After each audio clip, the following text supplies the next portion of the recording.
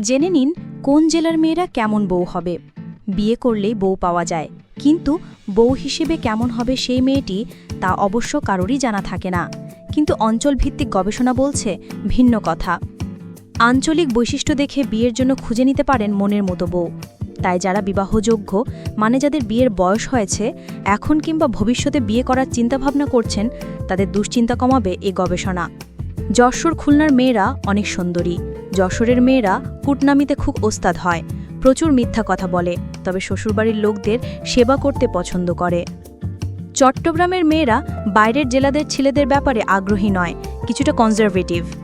সিলেটি মেয়েরা পর্দানশীল বেশি, তারা সাধারণত বাইরের জেলাতে বিয়ে করতে চায় না, আত্মীয়দের মধ্যে থাকতে পছন্দ করে। পুরান ঢাকার মেয়েরা খুবই দিলখোশ, ঢাকার অন্য এলাকার মেয়েরা জগা খিচুড়ি।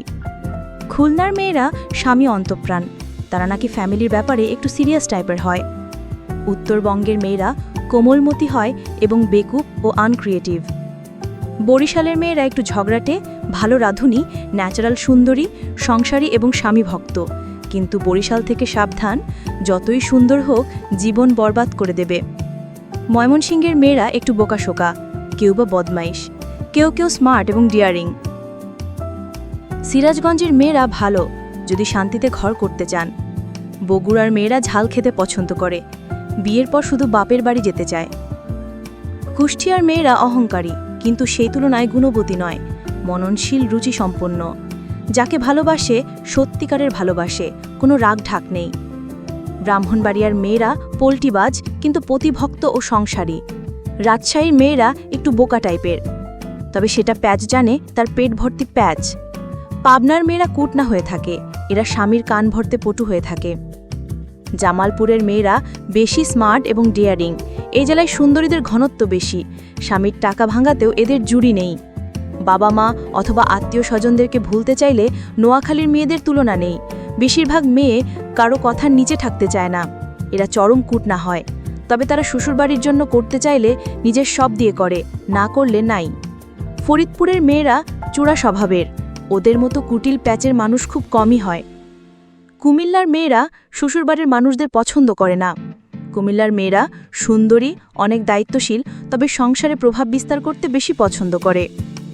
টাঙ্গাইলের মেয়েরা খুব ভালো হয়, বান্ধবী হিসেবে তো বটেই, পাত্রী হিসেবেও, একটু দিলখোলা টাইপের।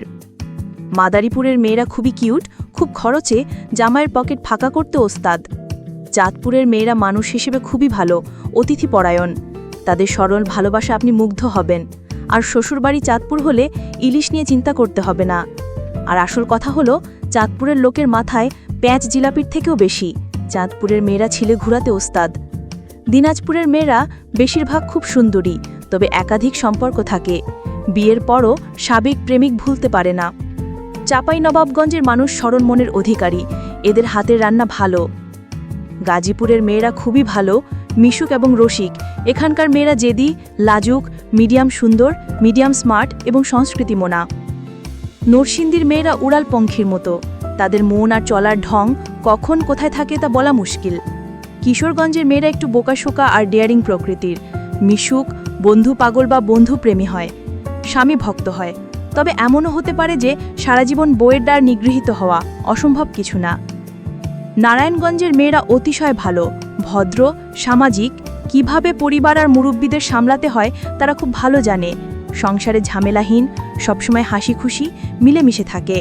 মানিকগঞ্জের মেয়েরা ছেলেদের অপেক্ষায় রাখতে পছন্দ করে, আপ্যায়নের ভয়ে বাড়ির কাছে মেহমান আনতে চায় না, নিজেদের থেকে অন্যের কথা গুরুত্ব বেশি দেয়, ছেলেদের মনের কথা বুঝতে পারলেও না বোঝার ভাব নিয়ে পড়ে থাকে।